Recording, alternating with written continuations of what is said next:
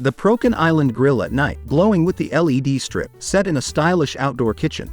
We started this project by heading to Lowe's to pick up the Govee Outdoor LED strip, an easy choice for adding color and flair to your setup. Now, let's get started with the installation. The first step is to drill holes in the steel bars underneath the countertop. These will hold the clamp brackets securely. Once the brackets are installed, they're ready to hold the LED strip in place. Next, simply snap the LED strip onto the brackets for a snug, secure fit. With the LED strip in place, it's time to connect the power source. The lights are now ready to shine. For a clean and seamless look, we cut the LED strip and connected two pieces at the rear side to align with the power source at the back. To secure the connection, we welded the strips together. Please note, we did this at our own risk and do not encourage you to do the same. Now for the fun part. Using the Govee app, you can customize the lighting with endless color options to match your mood or occasion.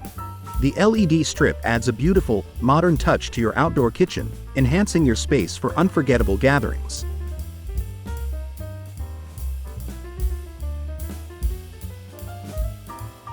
Prokan, built for generations of gathering.